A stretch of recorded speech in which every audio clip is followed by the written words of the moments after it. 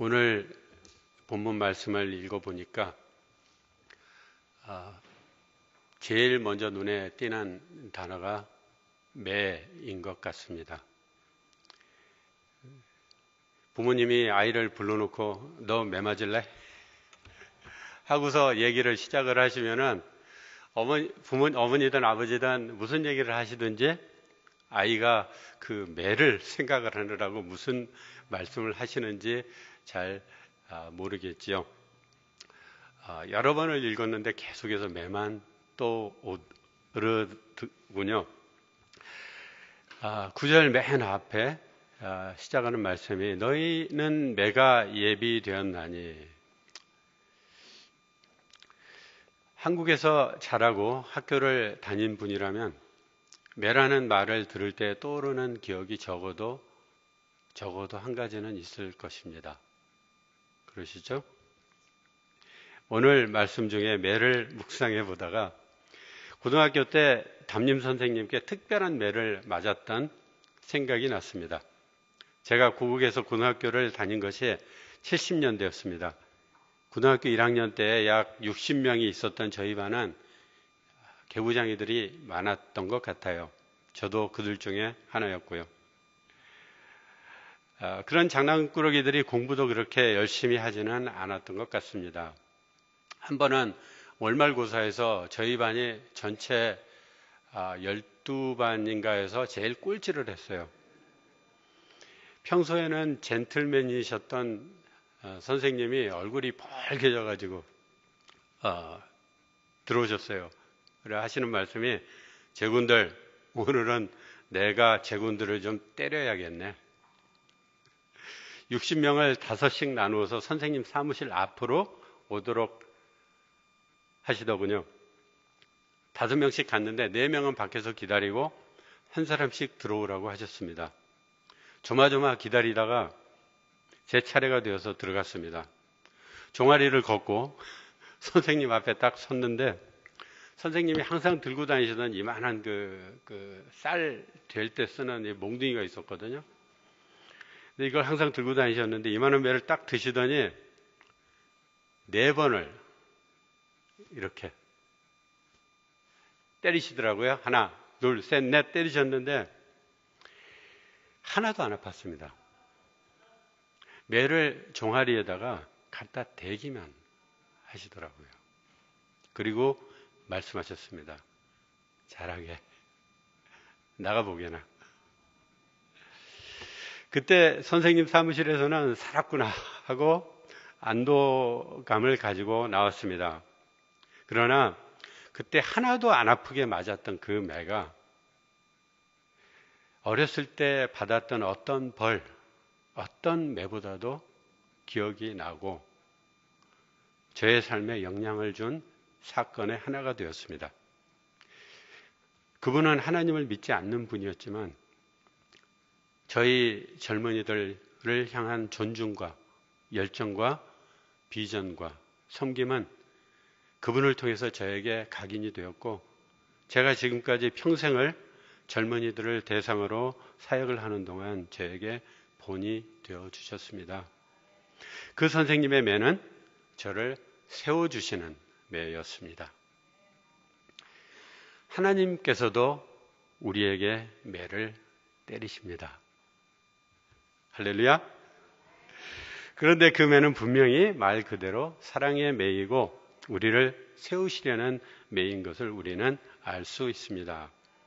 어떻게 매를 때리시는데, 즉 우리를 징계하시는데 그 중에 하나님의 사랑을 알아볼 수가 있을까요? 먼저 큰 안목으로 큰 그림을 보면 알 수가 있습니다.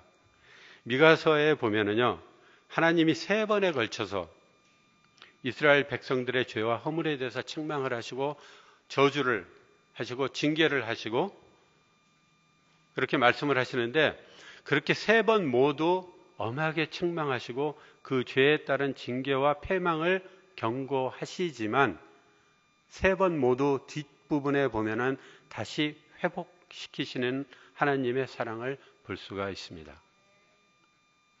지금 주위에 무슨 일이 일어나고 있는지 어려운 일을 그것만 보고 있으면은 힘이 들 것입니다. 그렇지만 긴 안목을 가지고 과거를 돌이켜 보시기 바랍니다. 하나님이 어떻게 인도를 해 주셨는지. 그러면 현재 어려움이 축복의 과정임을 알 수 있을 것입니다. 에레미야가 3장 33절에 이런 말씀을 하셨더군요. 주께서 인생으로 고생하며 근심하게 하심이 본심이 아니시로다. 그리고 에레미야 29장 11절 말씀, 수요일 저녁에 장 목사님이 또 나누셨던 말씀인데요. 나 여호와가 말하노라. 너희를 향한 나의 생각은 내가 아나니 재앙이 아니라 곧 평안이요. 외우시는군요. 너희 장래에 소망을 주려 하는 생각이라. 삶에 고난이 있고 걱정거리가 있으십니까? 사랑하시는 하나님의 마음과 소망을 주시려는 생각을 깨달을 수 있게 되시기를 바랍니다. 두 번째로 하나님의 사랑은 징계를 하고 계시는 그 과정 한가운데서도 알 수가 있습니다. 오늘 본문은 미가서에서 세 번째 징계하시는 부분, 그것을 경고하시는 부분의 한 부분입니다. 언뜻 보면 매만 눈에 들어오지만 자세히 살펴보면 징계를 내리시는 그 과정에서도 하나님의 사랑의 증거를 찾아볼 수가 있습니다. 9절을 살펴보겠습니다. 9절은 16절까지 따라오는 하나님의 징계에 대한 머릿말입니다. 이 구절에서 우리는 하나님이 사랑하시는 세 가지 증거를 찾아볼 수가 있습니다. 첫째로 사랑의 하나님은 우리를 향해 외쳐 부르십니다. 징벌만 하려고 하면 미리 경고를 하지 않습니다. 아까 말씀드린 선생님처럼 학생들을 존중하는 분들도 계셨지만 선생님들 중에는 어떤 분들은 벌 주는 것으로 학생을 우스갯거리로 만드는 분들도 계셨고 아무런 경고와 설명도 없이 갑자기 폭력을 행사하시는 분도 계셨습니다. 부모가 자녀를 사랑으로 세우려고 할 때는 벌 주기 전에 꼭 경고를 합니다. 사랑이 없으면 경고가 없습니다. 사랑의 하나님은 우리 모든 징계에 앞서 경고를 먼저 보내시고 그것은 돌이켜서 뒤따라오는 징계를 피하라는 사랑의 메시지인 것입니다. 성경 전체에 하나님이 외치시는 경우가 그렇게 많지 않습니다. 그러나 본문에서는 하나님이 외치신다, 외쳐 부르신다고 말씀을 하십니다. 하나님의 더욱 간절한 사랑의 마음을 보여주고 있습니다. 하나님이 요나 선지자에게 외치라고 명령하셨던 적이 있습니다. 어느 날 하나님이 선지자 요나에게 이르셨습니다. 너는 일어나 아시리아의 큰 도시 니느웨로 가서 그것을 향하여 외치라. 그 악독이 내 앞에 상달되었음이니라. 그러나 요나는 북동쪽에 있는 아시리아의 수도 니느웨 쪽으로 가지 않고 거의 반대 방향으로 현재 스페인 쪽으로 배를 타고 도망을 갔습니다. 잘 아시는 이야기죠? 배를 타고 도망가다가 풍랑을 만나 우여곡절 끝에 바다에 던져지고 물고기 뱃속에 들어가서 죽을 뻔하다가 다시 살아나 니느웨로 향합니다. 요나가 니느웨에 가서 무엇을 했죠? 요나서 3장 4절에 이렇게 기록되어 있습니다. 요나가 그 성읍에 들어가서 하루 동안 다니며 외쳐 이르되 40일이 지나면 니느웨가 무너지리니. 그러자 니느웨 사람들이 몽땅 뒤집어졌습니다. 하나님을 믿고 금식을 선포하고 높고 낮은 자를 막론하고 굵은 베옷을 입은지라. 왕도 그것을 보고 보좌에서 일어나 왕복을 벗고 굵은 베옷을 입고 제 위에 앉으니라. 온 백성이 하나님께 부르짖으며 철저하게 악한 행위에서 떠나는 회개의 운동이 일어났습니다. 그러자 하나님이 그들의 악한 길에서 돌이켜 떠난 것을 보시고 뜻을 돌이키셔서 그들에게 내리라고 말씀하신 재앙을 내리지 아니하셨다고 합니다. 그 다음에 요나가 어떻게 했죠?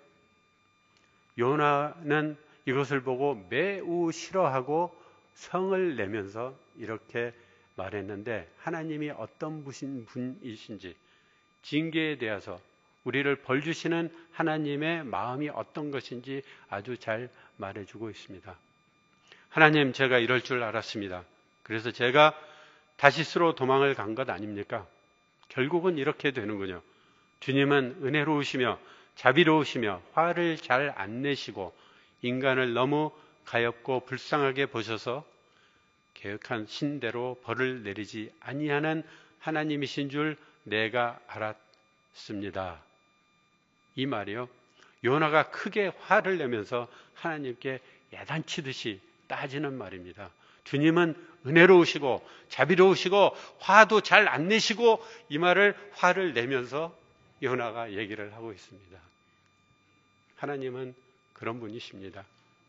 말 안 듣는 요나를 통해 하나님이 니느웨를 향해 외치신 것은 니느웨 사람들을 향한 하나님의 특별한 사랑의 표현이었습니다. 우리가 그 외치시는 것을 들을 수 있을 때 우리 안에는 놀라운 일들이 일어납니다. 그 외치시는 것을 듣고 반응할 때 우리는 내적의 변화를 체험하게 됩니다. 주님의 외치시는 것을 듣고 반응하면 교회가 변화되고 한 사회가 변화되고 한 국가까지도 변화될 수 있다는 것입니다. 지금 어떤 상황에 계시든지 사랑의 주님이 외치시는 소리를 들을 수 있는 우리 모두가 되기를 바랍니다. 두 번째로, 사랑의 하나님은 우리에게 지혜를 주십니다. 하나님이 외쳐 부르시는 첫 번째 내용이 지혜는 주의 이름을 경외함이니라 입니다. 선지자 미가를 통해 세 번째 벌 주실 것을 경고하시면서 지혜를 말씀하신 이유는 무엇일까요? 본문에서 지혜는 주의 이름을 경외하는 것이라고 설명하고 있습니다. 지혜에 대해서 잠언 16장 6절에는 여호와를 경외함으로 말미암아 악에서 떠나게 되느니라 라고 하십니다. 지혜를 갖는다는 것은 주의 이름을 경외하는 것이고, 주의 이름을 경외한다는 것은 악에서 떠나게 된다는 것입니다. 잠언 1장 20절부터는 이런 말씀이 있습니다. 지혜가 길거리에서 부르며 광장에서 소리를 높이며 시끄러운 길목에서 소리를 지르며 성문 어귀와 성중에서 그 소리를 발하여 이르되, 너희 어리석은 자들은 어리석음을 좋아하며 거만한 자들은 거만을 기뻐하며 미련한 자들은 지식을 미워하나니 어느 때까지 하겠느냐. 23절에 나의 책망을 듣고 돌이키라. 주님이 우리에게 주시는 참 지혜는 우리에게 어리석음과 거만함과 무지함, 지식 없음을 떠나라고 말씀해 주십니다. 저희가 살다 보면 많은 오류 가운데 있게 되고 그 가운데 살게 됩니다. 그런데 저희가 오류를 범하고 있고 그 잘못된 가운데 살고 있을 때 우리가 그것을 잘 알지 못할 때가 많습니다. 우리가 행동하는 모든 것의 기준이 저희가 가진 작은 잣대라면은 이 잣대에 저희 자신을 대어보면은 저희 자신이 커 보일 것입니다. 그러나 지혜를 갖는다는 것은, 하나님이 주신 지혜를 갖는다는 것은 하나님을 경외한다는 것이고, 그것은 바로 우리 삶 가운데 하나님의 잣대를 기준으로 받아들인다는 것입니다. 시편 기자는 이렇게 기도합니다. 하나님이여, 나를 살피사 내 마음을 아시며 나를 시험하사 내 뜻을 아옵소서. 내게 무슨 악한 행위가 있나 보시고 나를 영원한 길로 인도하소서. 저희 자신의 부족함을 보게 되는 것이 지혜입니다. 그 부족함과 악함에서 떠나는 것이 하나님이 주시는 지혜로 인한 지혜에 대한 저희의 순종인 줄 압니다. 하나님이 사랑으로 주시는 지혜를, 이런 지혜를 얻으시기를 바랍니다. 세 번째로, 사랑의 하나님은 우리를 위해 매를 준비하시고 필요하면 매를 때리십니다. 히브리서 12장에 보면은 하나님이 왜 우리를 징계하시는지 자세히 설명이 되어 있습니다. 좀 길지만 제가 읽어보겠습니다. 또 아들들에게 권하는 것 같이 너희에게 권면하신 말씀을 잊었도다. 일러스되 내 아들아 주의 징계하심을 가볍게 여기지 말며 그에게 꾸지람을 받을 때에 낙심하지 말라. 주께서 그 사랑하시는 자를 징계하시고 그의 받으시는 아들마다 채찍질 하시는 것을 알라. 매로 때리시는 것을 알라. 너희가 참으면 징계를 받기 위함이라. 하나님이 아들과 같이 너희를 대우하시나니 어찌 아비가 징계하지 않는 아들이 있으리요. 징계는 다 받는 것이오늘 너희에게 없으면 사생자요 참 아들이 아니니라. 우리 육체의 아버지가 우리를 징계하여도 공경하였거늘 하물며 모든 영의 아버지께 더욱 복종하여 살려 하지 않겠느냐. 저희는 잠시 자기의 뜻대로 우리를 징계하였거니와 오직 하나님은 우리의 유익을 위하여 그의 거룩하심에 참여케 하시느니라. 무릇 징계가 당시에는 즐거워 보이지 않고 슬퍼 보이나 후에 그로 말미암아 연달한 자에게는 의의 평강한 열매를 맺나니. 매를 때리심이 사랑입니다. 아멘. 저희 큰딸이 2살 반 되었을 때 알바니아에 데리고 갔고, 둘째 아들은 6주 때부터 데리고 가서 알바니아에서 키웠습니다. 아이들 키우면서 성경의 가르침대로 어려서부터 체벌을 해왔습니다. 제가 아이들을 매를 때릴 때마다 몇 가지 거치는 단계가 있었습니다. 첫째, 매를 미리 준비해 놓는 것입니다. 넓적한 주걱으로 아무거나 들고 때리지 않고요. 손도 쓰지 않았고요. 넓적한 주걱을 준비해서 애가 맞아도 상처가 나거나 흔적이 나지 않도록 유의해서 준비를 했고요. 그 다음에 매를 때려야 될 경우에 경고를 했습니다. 너 그거 하면은 아빠한테 맞는다. 경고를 합니다. 그리고 그것을 잊어먹든지 아니면은 무시를 하든지 하고 그 짓을 하면은 세 번째로 너 이렇게 했으니까 아빠한테 세대 맴매한다, 맞는다 하고 매를 때립니다. 그런데 마지막으로 매를 때리는 것을 실행하기 전에 제가 꼭 해보는 것이 있었습니다. 그 매를 들고 제 다리에다가 먼저 때려보는 것이었습니다. 이렇게 하면은 너무 아프겠고, 이렇게 하면은 너무 안 아프겠고, 애가 계속해서 자라는데요. 어디다 맞춰서 때려야 될지 모르겠더라고요. 그래서 얼만큼 세게 때려야 매가 효과가 있을까 해가지고 매번 세 대를 때리기 위해서 보통 서너 번, 어떤 때는 5번, 6번, 10번까지도 확신이 안 서면은 이렇게 하면 되겠구나 할 때까지 시험을 해서 강도를 맞추고 매를 때렸습니다. 자식을 키우는 부족한 부모로서 이렇게 해보면서 우리를 매 때리시는 하나님의 사랑을 생각해보고 배울 수 있었습니다. 사랑의 하나님은 우리를 매로 때리십니다. 우리를 징계하십니다.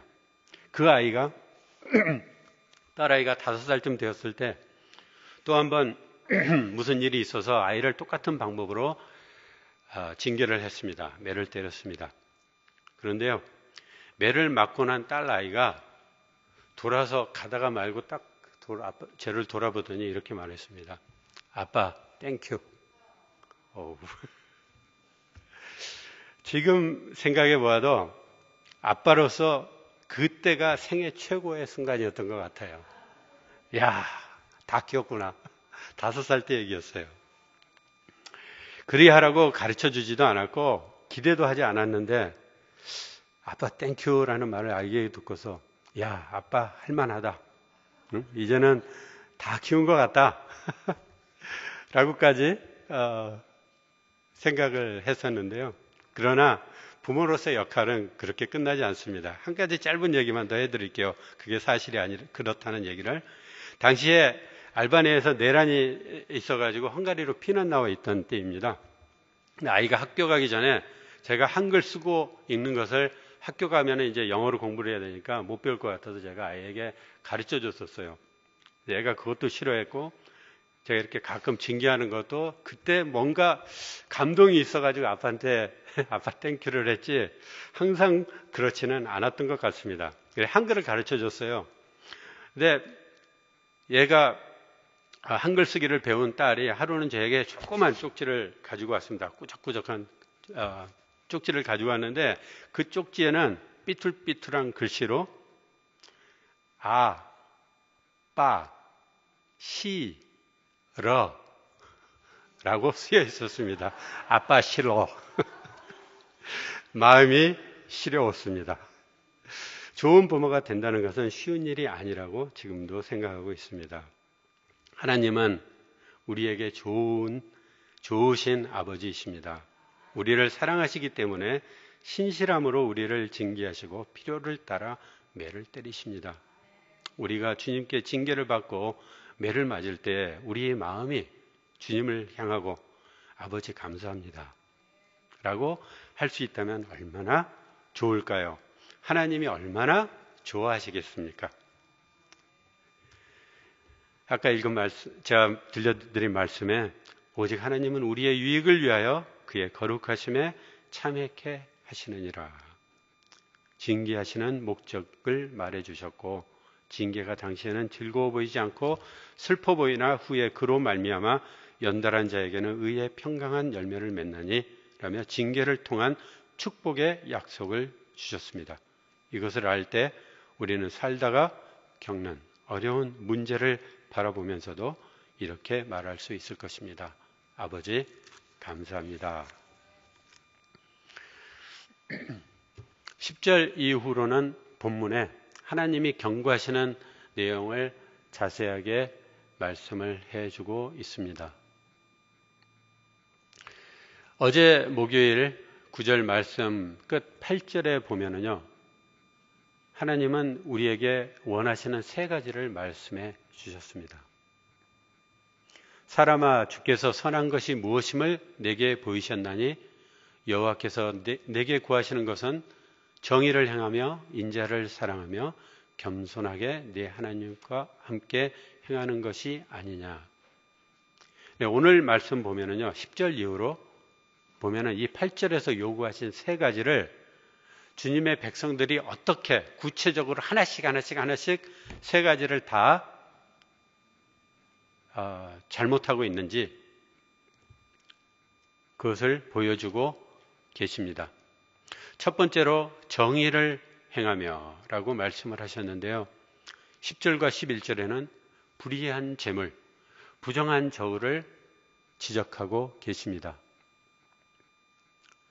세계를 창조하시고 다스리시는 하나님의 정의에 대한 관심은 아주 특별하십니다.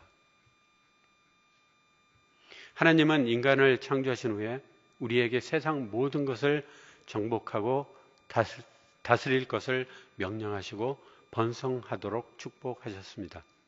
우리가 하나님의 것을 맡은 청지기로서 물질에 대한 일을 감당할 때에 정직하고 공정하게 하는 것을 원하십니다. 하나님의 공정함은 잠언에 아주 재미있게 표현이 되어 있습니다. 저희가 잘 아는 말씀인데요. 이것을 상상을 해서 생각을 해보니까 이런 말씀이 있습니다. 잠언 11장 1절에 속이는 저울은 여호와께서 미워하셔도 공평한 추는 그가 기뻐하시느니라. 들어보신 말씀이죠? 속이는 저울은 여호와께서 미워하셔도 공평한 추는 그가 기뻐하시느니라. 세상 우주 만물을 창조하시고 모든 것을 소유하신 하나님이 저울 하나에 신경을 쓰시고 공평한 추 하나를 보고 기뻐하신다고 말씀을 하십니다. 제대로 된 저울추 하나가 하나님의 마음을 기쁘시게 한답니다. 하나님은 왜 그렇게 저울추 하나의 정확함에, 공정함에 신경을 쓰시고 관심을 두실까요? 척 스미스 목사님께 들은 예화 하나가 있습니다. 빵 가게를 하는 어떤 사람이 있었습니다. 그 사람은 빵을 만들 때 동네에 있는 가게에서 거기서 꼭 한 번에 1kg씩 버터를 사다가 빵을 만들었습니다. 그런데 언제부턴가 보니까 버터가 점점 적어지는 것 같은 거예요. 화가 난 그 사람은 그 가게의 주인을 재판관에게 끌고 가서 고소를 했습니다. 이 사람이 내게 버터의 양을 속여 팔고 있습니다. 그러자 재판관이 가게 주인에게 물었습니다. 저 사람 말이 사실이요? 어째서 속인 것이요? 그러자 가게 주인이 이렇게 대답합니다. 속이다니요. 저는 제 버터를 저울에 올려놓고 저 사람이 만든 빵을 다른 쪽에 올려놓고 거기에 맞추어 항상 달아주었습니다. 누가 먼저 속였을까요? 불공정함은 사람이 사람을 믿지 못하게 만듭니다. 마을이나 사회나 국가도 신뢰가 깨어져 버리면 세워질 수가 없고 서로의 신뢰가 사라진 공동체는 무너지게 됩니다. 하나님이 정확한 작은 저울추 하나를 심각하게 대하시는 것은 작은 것이 큰 신뢰의 바탕이 되기 때문이지 않을까요? 두 번째로 어제 말씀에 인자를 사랑하라고 하셨는데 12절에 보면은요. 부자들은 강포, 포악함, 인자함의 반대가 되죠. 강포가 가득하고 일반인들은 거짓말을 많이 한다고 지적을 하십니다.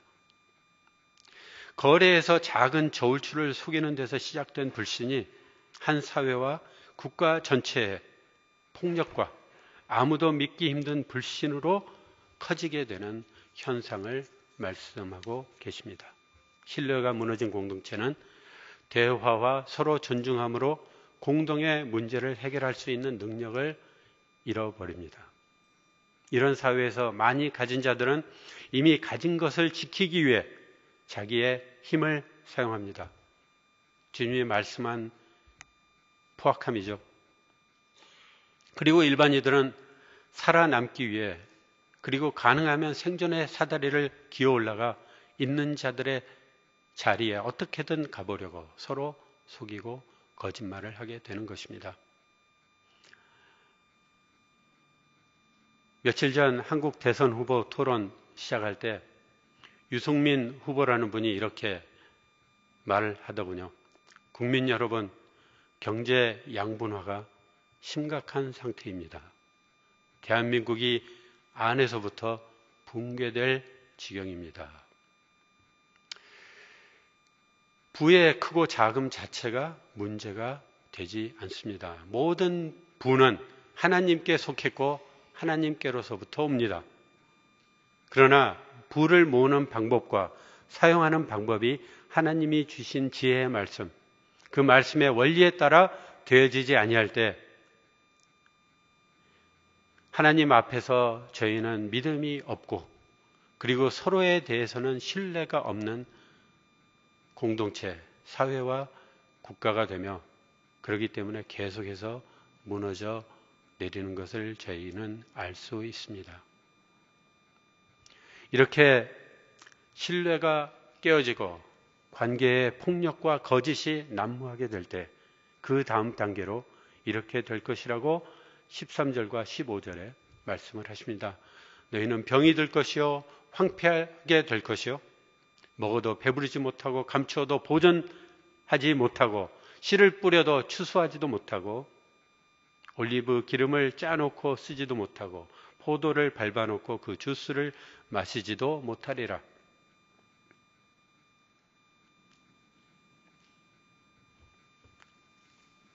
세 번째로 겸손히 하나님과 함께 행하라고 하셨는데 16절에는 백성들이 오므리의 율례와 아합 집의 모든 예법을 지키고 그들의 전통을 따른다고 책망하십니다. 그 결과로는 황폐하게 되며 이웃 나라 사람들에게 비웃음거리가 되며 수치를 당할 것이라고 경고를 하십니다. 유대 왕국은 솔로몬 이후로 남과 북으로 둘로 나뉘어져 있습니다.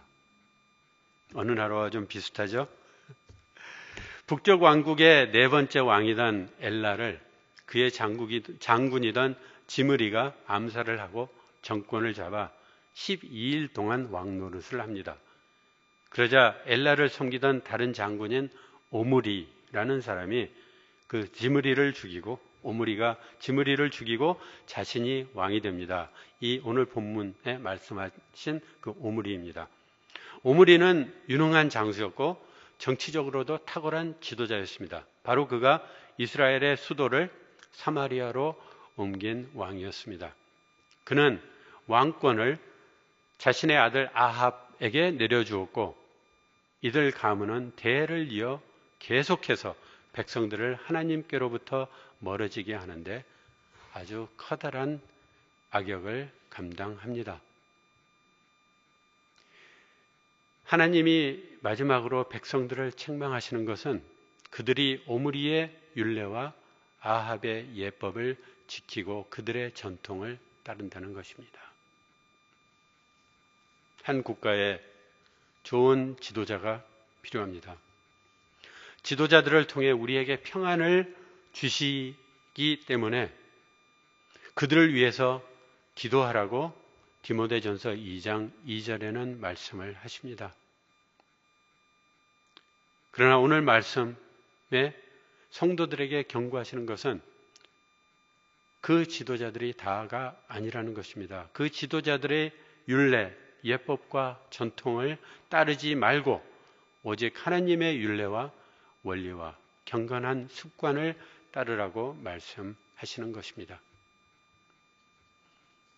아까도 기도하셨지만 저희 모두가 아는 대로 조국 대한민국이 중대한 위기에 처해 있고 그 상황에서 앞으로 5년 동안 나라를 이끌 대통령을 뽑는 선거가 눈앞으로 다가와 있습니다. 좋은 지도자를 주시도록 기도할 때입니다. 그러나 무엇보다도 저희의 마음을 주님께로 돌이키고 주님께 눈길을 고정하고 어떻게 겸손한 자세로 주님과 함께 걸어야 할지 바로 그것을 고민해야 할 중요한 시기입니다. 지금까지 하나님은 징계 다음에 반드시 회복을 주신다는 것, 축복을 주신다는 것, 그리고 경고하고 벌 주시는 모든 것이 바로 주님의 사랑 때문이라는 것을 살펴보았습니다. 호세아 6장 1절에서 3절 말씀으로 마무리를 하겠습니다. 오라, 우리가 여호와께로 돌아가자. 여호와께서 우리를 찢으셨으나 도로 낫게 하실 것이요 우리를 치셨으나 싸매어 주실 것이니라. 여호와께서 이틀 후에 우리를 살리시며 셋째 날에 우리를 일으키시리니 우리가 그의 앞에서 살리라. 그러므로 우리가 여호와를 알자. 힘써 여호와를 알자. 그의 나오심은 새벽빛같이 어김없나니 비와 같이 땅을 적시는 늦은 비와 같이 우리에게 임하시리라. 우리가 어느 위치에 있든지 하나님께로 마음을 돌리고 하나님께로 가까이 나아가야겠습니다. 오늘 하루 어떤 상황이 있든지 그 가운데서 하나님의 사랑을 체험하시고 우리 하나님을 더욱 알아가는 여러분 되시기를 축복합니다. 기도하시겠습니다.